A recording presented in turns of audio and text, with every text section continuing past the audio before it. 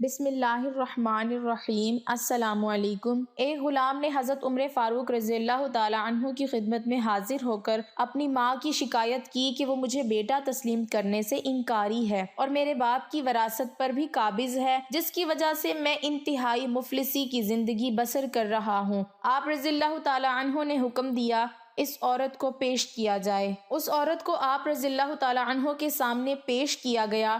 آپ رضی اللہ تعالیٰ عنہ نے اس عورت سے کہا، تو اس شخص کو اپنا بیٹا ماننے سے کیوں انکاری ہے؟ وہ عورت بولی، یہ جھوٹ بولتا ہے اور میں باکرہ ہوں اور میں نے آج تک کسی مرد کو نہیں دیکھا، یعنی کسی مرد کے ساتھ محبت نہیں کی۔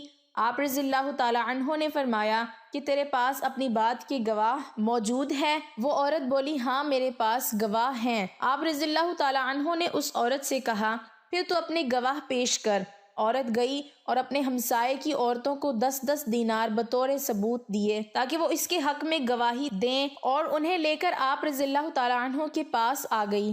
آپ رضی اللہ تعالیٰ عنہ نے جب ان گواہوں سے اس عورت کے باکرہ ہونے کے متعلق پوچھا تو ان تمام عورتوں نے اس بات کی تصدیق کی۔ وہ غلام بولا، یہ تمام عورتیں جھوٹ بولتی ہیں اور سعد بن مالک مزنی میرا باپ ہے اور میں قحط کے سال پیدا ہوا۔ میری پرورش بھیڑ کے دودھ سے ہوئی ہے اور میں پھر جوان ہوا تو میرا باپ سفر پر چلا گیا اور ایک عرصہ گزر گیا، وہ واپس نہیں لوٹا۔ میں نے اپنے باپ کے دوستوں سے دریافت کیا تو وہ کہنے لگے، تیرا باپ مر گیا ہے۔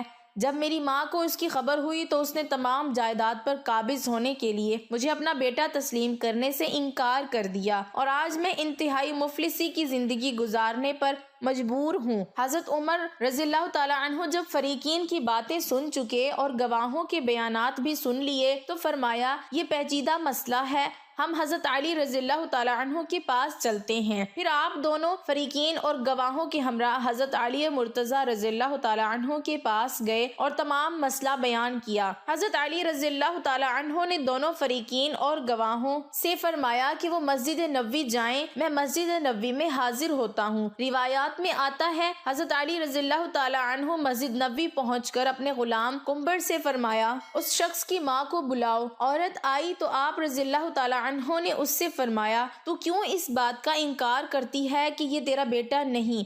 وہ عورت بولی، میں باکرہ ہوں اور مجھے آج تک کسی مرد نے نہیں چھوا، پھر میں کیسے اس شخص کی ماں بن سکتی ہوں؟ آپ رضی اللہ تعالیٰ عنہ نے فرمایا، تو ایسی بات نہ کر، اور تو جانتی ہے کہ میں کون ہوں؟ وہ عورت بولی، اگر آپ رضی اللہ تعالیٰ عنہ کو میری بات کا یقین نہیں تو پھر کسی طبیب خاتون کو بلائیں اور اس سے کہیں کہ وہ میرا معائنہ کرے۔ آپ رضی اللہ تعالیٰ عنہ نے ایک طبیب خاتون کو بلایا اور وہ عورت کو تنہائی میں لے گئی۔ تنہائی میں اس عورت نے اس طبیب خاتون کو سونے کا ایک کنگن دیا اور کہا کہ تم میرے حق میں گواہی دینا، میں باکرہ ہوں۔ وہ طبیب خاتون آپ رضی اللہ تعالیٰ عنہ کی خدمت میں حاضر ہوئے اور گواہی دی کہ یہ عورت باکرہ ہے اور اسے کسی مرد نے آج تک نہیں چھوا۔ آپ رضی اللہ تعالیٰ عنہ نے فرمایا، تو جھوٹ بولتی ہے۔ پھر آپ رضی اللہ تعالیٰ عنہ نے اپنے غلام کنبر سے فرمایا کہ تم اس کی تلاشی لو۔ جب اس کی تلاشی لی گئی تو اس سے سونے کا کنگن برآمد ہو گیا۔ آپ رضی اللہ تعالیٰ عنہ نے اس عورت کو بلایا اور فرمایا، تو مجھے جانتی ہے اور جبکہ تو اپنی بات سے انکاری ہے تو میں تیری اس شخص سے شادی کرنا چاہتا ہوں، تو اسے اپنا شوہر بنا۔ وہ عورت بولی،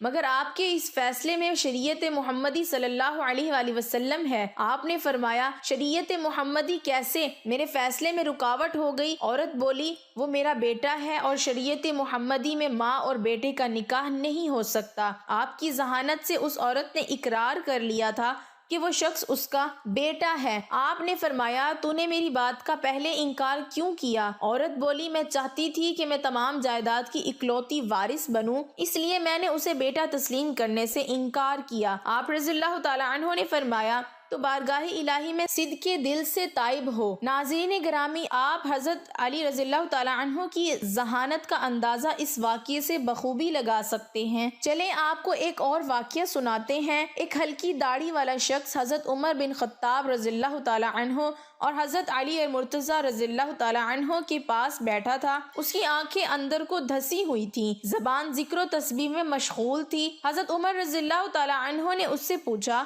کہ آپ نے صبح کس حال میں کی؟ آدمی نے عجیب انداز سے جواب دیا کہ میں نے اس حال میں صبح کی کہ فتنے کو پسند کرتا ہوں، حق بات سے کراہت کرتا ہوں، بغیر وضو کی نماز پڑھتا ہوں، اور میرے لیے زمین پر وہ چیز ہے جو آسمان پر اللہ کے لیے نہیں ہے۔ یہ سن کر حضرت عمر رضی اللہ تعالی عنہ طیش میں آ گئے اور اللہ کے دین کی خاطر انتقام لینے پر آمادہ ہو گئے۔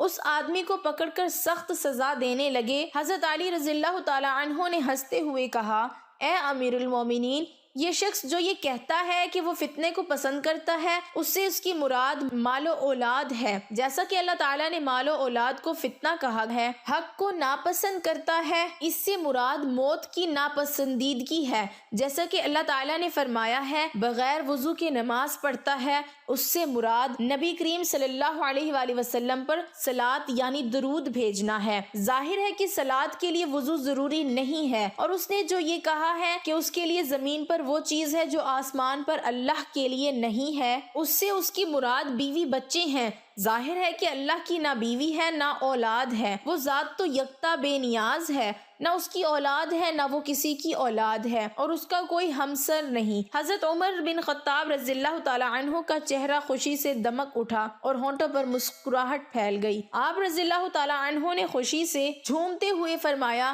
وہ جگہ ہی کیا ہے جہاں ابو الحسن نہ ہو، یعنی علی ابن ابی طالب رضی اللہ تعالی عنہ۔